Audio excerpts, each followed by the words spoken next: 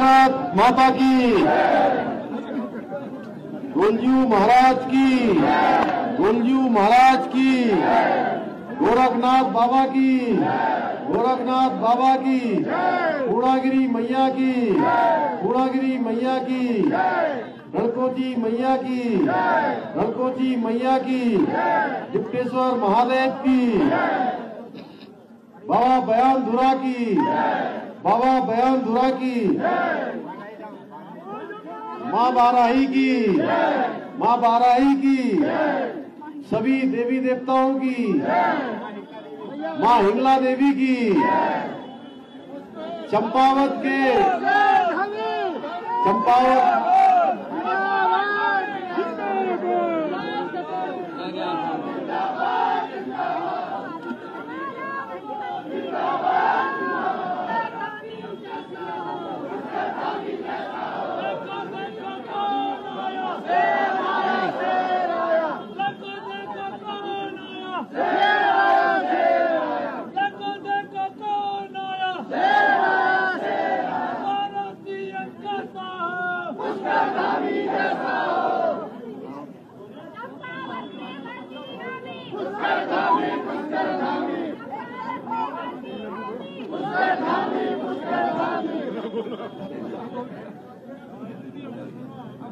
आज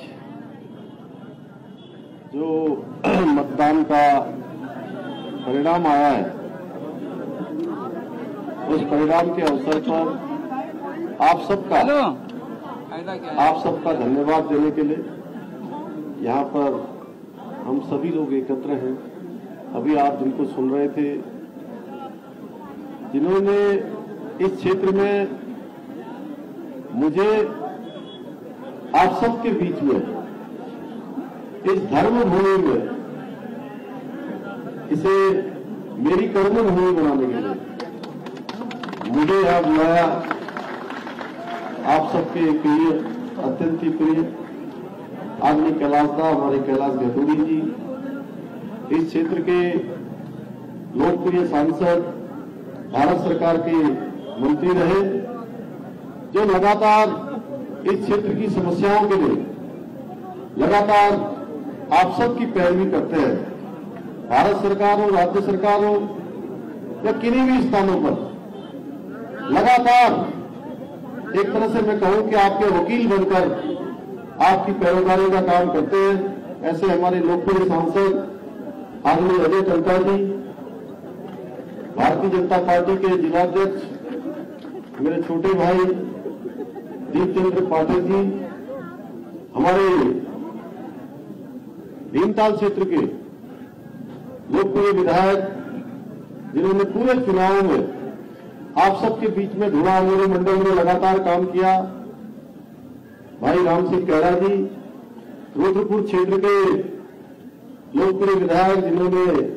नामांकन के बाद से लेकर लगातार इस क्षेत्र में रहकर सभी के बीच में समन्वय करने का काम किया,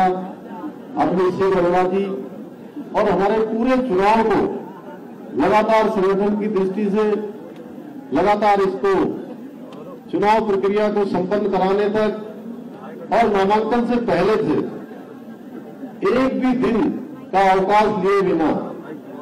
लगातार जिन्होंने सभी कार्यकर्ताओं के बीच में, सभी हमारे पदाधिकारियों के बीच में लगातार समन्वय करने का काम किया। इस चुनाव के प्रभारी आदरणीय कैलाश शर्मा जी, हमारे यहाँ के जिला महामंत्री भाई दीपक रजवार जी, मंडल अध्यक्ष भाई कैलाश जी, मंच पर उपस्थित हमारे रानी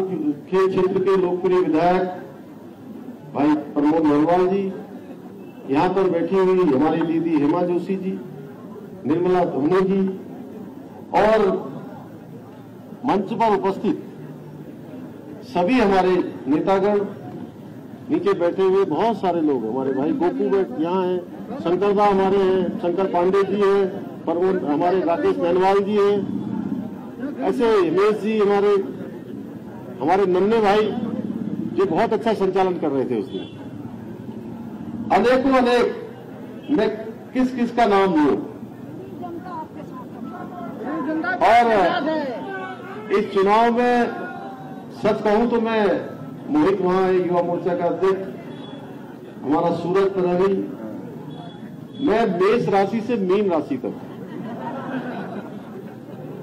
सभी को एक साथ संबोधित करता हूं। और जिस प्रकार का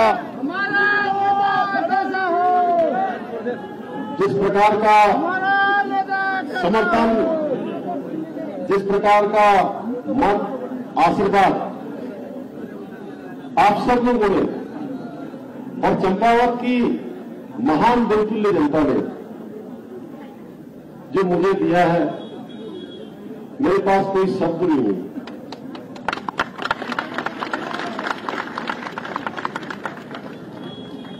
लेकिन शब्दों में आप सबका धन्यवाद करूं। ये चुनाव पार्टी की व्यवस्था से लड़ा गया, पार्टी के सिंबल पर लड़ा गया, लेकिन परिणाम आने के बाद लगता है कि ये दल की सीमा से ऊपर का चुनाव रहा, ये पार्टी की सीमा से ऊपर का चुनाव रहा। इसमें अगर हम इस चुनाव का पूरी तरह से अगर आकलन करेंगे तो हमको ठीक प्रकार से ये हमारे ध्यान में आएगा कि इस चुनाव में लोगों ने दलों की सीमाओं को भी तोड़ दिया और चंपावत को आगे बढ़ाने के लिए आपने जो मुझे ऐतिहासिक विजय का आशीर्वाद दिया है, मैं उसके लिए चंपावत क्षेत्र की देवतुल्य जनता का हृदय की गहराइयों से अभिनंदन करता हूं और धन्यवाद देता हूं। मां बाराही की इस पवित्र भूमि पर खड़े होकर बस यही कहना कि जो दिया है मुझको, जो दिया है प्रेम मुझको, जो दिया है प्रेम मुझको, उसे भुला न पाऊंगा। जीवन भर चंपावत की धरती से अपना प्यार निभाऊंगा।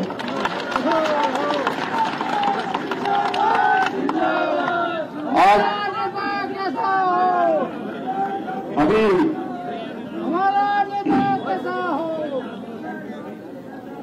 आप सबकी अपेक्षाएं और आकांक्षाओं को पूर्ण करने का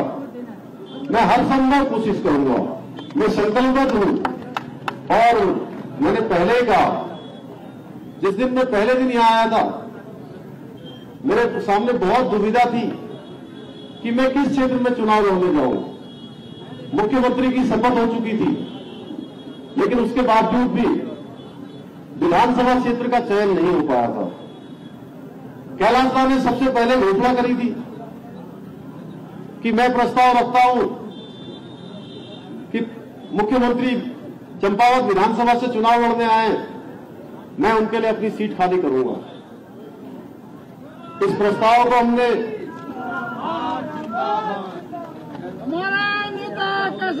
इस प्रस्ताव को मैंने पार्टी हाईकमान के सामने रखा,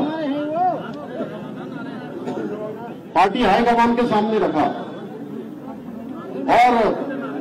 मेरे मन में थोड़ा संकोच हो रहा था कि पता नहीं कैलाश दा भी चाहते हैं, आप सब भी चाहते हैं। हमारे श्याम नारायण पांडे जी वहां बहुत ध्यान से सुन रहे हैं। इनको मैं देख रहा था एक दिन पिछले दिनों, जब हम लोगों ने यहां पर सभी जनता का अभिनंदन करने के लिए रोड पर आए थे हम लोग, तो उस दिन इतने जोर जोर से नारे लगा रहे थे। इनका मैंने बाद में वीडियो देखा तो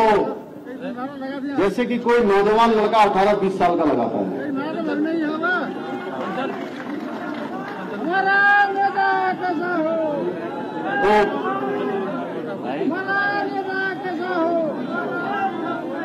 मैं इस प्रस्ताव को, जब कैलाश दा के प्रस्ताव को मैं लेकर गया, ये प्रस्ताव हमारा भारतीय जनता पार्टी के राष्ट्रीय अध्यक्ष जी पर गया, गृह मंत्री जी पर गया, उसके बाद प्रधानमंत्री जी पर गया और मैं सोच रहा था कि पता नहीं मिलेगी कि नहीं मिलेगी अनुमति यहां से चुनाव लड़ने की, क्योंकि मैं मुख्यमंत्री के अलावा पार्टी का कार्यकर्ता भी हूं, लेकिन उन्होंने 1 मिनट की भी जब देर नहीं लगाई। जैसे ही चंपावत का नाम गया, 19 तारीख को नाम गया, 20 तारीख को उन्होंने तय कर दिया कि 21 तारीख को इस्तीफा दे देंगे। 21 अप्रैल को उन्होंने इस्तीफा दे दिया। तब मुझे लगता है कि इस भूमि पर मां बाराही ने बुलाया, गुंजू महाराज ने बुलाया, मां पूर्णागिरी ने बुलाया कि इस क्षेत्र में आओ और इस क्षेत्र में जो काम इन्होंने शुरू किए हैं, जो काम आगे होने हैं, उन कामों को आगे बढ़ाना है।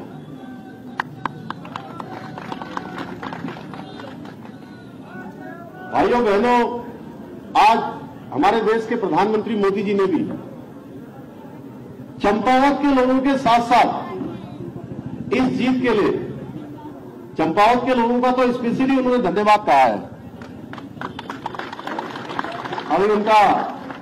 ट्वीट आया है, उन्होंने ट्विटर पर डाला है, चंपावत के लोगों का स्पेशली धन्यवाद किया है और साथ में पूरे उत्तराखंड के लोगों का भी धन्यवाद किया है।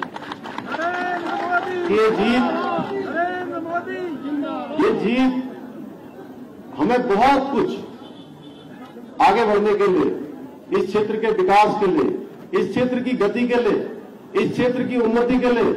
इस क्षेत्र की प्रगति के लिए हमको एक नया जोश देती है, नया उत्साह देती है। भाइयों बहनों, मैं आपसे इतना कहना चाहता हूं, जो भी काम कैलाशदा ने आगे बढ़ाए हैं और जो काम अभी हमारे प्रस्ताव में, उन सभी कामों को हम लोग अपने एक मैप में शामिल करेंगे। अभी मैं 2 दिन के लिए बीच में मतदान और मतगणना के बीच में जो 2 दिन का समय था, मैं 1 दिन के लिए देहरादून गया था। तो मैंने देखा था, जिस दिन मैं मंचतामली गया था, मैं गोरखनाथ गया था, बाबा गोरखनाथ के प्रांगण में हमारे दिलीप दा कह रहे, मैं भी था वहां। तो उस दिन वहां पर लोगों ने मुझे बताया कि अगर मंचतामली से और गुरु गोरखनाथ के स्थान से जो हमारा नेशनल हाईवे 125 आ रहा है, उससे अगर जोड़ने वाला सड़क बना दिया जाए तो उस क्षेत्र के लोगों को बहुत आसानी होगी और आधे घंटे से 1 घंटे के बीच में टनकपुर पहुंच जाया करेंगे, जिनको आज 3 से 4 घंटे लगते हैं। भाइयों बहनों, मां हिंगला देवी में रोपवे की कार्रवाई को जल्दी ही हम लोग करवाने वाले हैं, पूर्णागिरी मैया का स्नान करवाने वाले हैं, यहां पर पानी की जितनी समस्या है उसको करने वाले, इस शहर को स्मार्ट सिटी के रूप में आगे विकसित करने वाले, यहां पर अल्मोड़ा का जो शोभन सिंह जीना परिसर है, उसका एक कैंपस यहां खुले, उसके लिए भी काम करेंगे। ऐसे अनेकों कार्य, क्योंकि आज तो केवल आपका धन्यवाद करना है। अब आप लोगों ने इतनी बड़ी जीत दे दी है, इतनी बड़ी जिम्मेदारी दे दी है, लेकिन एक बात और कहना चाहता हूं, आपकी अपेक्षाएं हैं, लेकिन आपकी अपेक्षाओं पर मैं हर संभव खरा उतरने का काम करूंगा, प्रयास करूंगा, लेकिन उसके साथ साथ में मुख्य सेवक का काम भी है। और मेरे ऊपर आप सबके आशीर्वाद से, जो माननीय प्रधानमंत्री जी ने, मेरे राष्ट्रीय नेतृत्व ने जो मुझे जिम्मेदारी दी है, उस जिम्मेदारी का भी निर्वाह करना है, पूरे उत्तराखंड को भी आगे बढ़ाना है। उसमें आप सबका भी आशीर्वाद चाहिए, आप सबका सहयोग और आप सबका आशीर्वाद चाहिए। और आप सबके आशीर्वाद से निश्चित रूप से हम उत्तराखंड को हिंदुस्तान का श्रेष्ठ राज्य बनाएंगे। 2025 आने तक हर क्षेत्र में हमारी आदर्श स्थिति होगी। इसके साथ साथ हमारा चंपावत, जिसमें हर क्षेत्र में जब हम ऊपर हेलीकॉप्टर से देखते हैं, चुनाव के दौरान कुछ लोग मुद्दा बना रहे थे कि बार बार हेलीकॉप्टर से आते हैं, तो हेलीकॉप्टर से जब भी आते थे तो हम देख रहे थे कि ये कितना सुंदर है। जो भी मेरे साथ आता था मैं उसको दिखाता था। एक दिन मंचतामली गए, मंचतामली में हमने पूरा हेलीकॉप्टर कम से कम 6 चक्कर घुमाया। वो इसलिए घुमाया था कि वहां हम ये देख पाए कि वहां पर किस प्रकार की विकास की संभावनाएं हैं। आज पर्यटन के क्षेत्र में, चाहे धार्मिक तीर्थाटन के क्षेत्र में, धार्मिक पर्यटन के रूप में बहुत सारे स्थान है, चाहे चाय बागानों के क्षेत्र में बहुत सारी अनेकों अनेक गांव ऐसे अभी जिनको सड़क मार्गों से जोड़ा जाना है, अनेकों गांव ऐसे हैं जिनमें अभी संचार की सुविधा नहीं है, अनेकों हमारे नौजवान भाई ऐसे हैं जिनको कहीं न कहीं रोजगार से जोड़ा जाना है। हमारा प्रयास होगा कि हर क्षेत्र के लिए अलग से योजनाएं बनाएं और अभी कैलाश दा कह ही रहे थे, बहुत सारी चीजों में हम बड़े बड़े काम करना चाहते हैं। चंपावत, उधर हमारा पिथौरागढ़ में मेडिकल कॉलेज खुल गया है, उधम सिंह नगर में मेडिकल कॉलेज खुल गया है, इन दोनों के बीच में चंपावत आता है। इस क्षेत्र में काम करेंगे। बहुत सारे ऐसे क्षेत्र हैं जिन पर काम करना है। आदरणीय योगी जी उस दिन कह रहे थे कि 5 सालों में मैं निर्वाचन क्षेत्र पर, मेरा गोरखपुर, उन्होंने कहा कि 5 साल पहले का क्या था और 5 साल बाद क्या हो गया। निश्चित रूप से चंपावत हमारा भारत के नक्शे पर आएगा और हमारे देश के यशस्वी प्रधानमंत्री मोदी जी के नेतृत्व में आज देश के अंदर जो विकास की गंगा बह रही है, आज देश का जो चहुमुखी विकास हो रहा है, ये किसी से छुपा हुआ नहीं है। मोदी जी ने जिस प्रकार से काम किए हैं, अपने 8 सालों में देश के अंदर एक कार्य संस्कृति आई है, एक नई कार्य संस्कृति आई है, एक नया कार्य व्यवहार आया है, एक नया वर्क कल्चर पैदा हुआ है और ऐसा वर्क कल्चर है जिसमें सभी को काम करना होगा। आज भारत की जो वैश्विक ताकत है वो भी बढ़ी है, आज भारत की जो आर्थिक नीति है वह भी बढ़ी है, विदेश नीति भी बढ़ी है। हर क्षेत्र में भारत का मान सम्मान और स्वाभिमान पूरी दुनिया के सामने बढ़ा है। पूरी दुनिया में भारत अब एक शक्तिशाली भारत के रूप में जाना जा रहा है, जिसकी हम कल्पना करते थे कि भारत शक्तिशाली बनेगा, भारत वैभवशाली बनेगा, भारत गौरवशाली बनेगा। उस दिशा में मोदी जी के नेतृत्व में आगे बढ़ रहा है। 2014 से पहले आप देखते होंगे आए दिन कभी घोटाले होते थे, और उन घोटालों की हम बात करें, चंद्रकिशोर बोरा जी भी यहां पर, हरगोविंद बोरा जी हमारे, ऐसे तमाम घोटाले। कभी देखते थे दूरसंचार का घोटाला हो रहा है, कभी देखते थे हम कोयले का घोटाला हो रहा है, कभी देखते थे 2G स्पेक्ट्रम का घोटाला हो रहा है, कभी देखते थे 3G स्पेक्ट्रम का घोटाला हो रहा है, कभी देखते थे कॉमनवेल्थ गेम्स का घोटाला हो रहा है, कभी हमारे जो बड़े बड़े कॉलोनियां हैं आवास की, बंबई में घोटाला हो रहा है, प्लॉट्स के घोटाले हो रहे हैं, एक के बाद एक घोटाले, जमीनों के घोटाले, खदानों के घोटाले, घोटालों पर घोटाले। मोदी जी के प्रधानमंत्री बनने के बाद एक भी घोटाला नहीं हुआ, एक भी भ्रष्टाचार का मामला नहीं आया। पहले जो नीतियां बनती थी वो नीतियां केवल कुछ लोगों के लिए बनती थी, जो काम होते थे, जो कार्यक्रम बनते थे कुछ विशेष लोगों को ध्यान में रख के बनते थे। आज देश के अंदर जो भी कार्यक्रम हो रहे हैं, जो भी काम हो रहे हैं, वो केवल और केवल गरीबों को ध्यान में रखकर हो रहे हैं। आप देखिए जन धन में कितने खाते खुल गए, प्रधानमंत्री आवास योजना में कितने हमारे गरीब परिवारों को आवास मिल गए, उज्ज्वला में 9 करोड़ से भी ज्यादा लोगों को गैस के सिलेंडर मिल गए, आयुष्मान भारत में 5 लाख रुपए तक का इलाज मुफ्त में,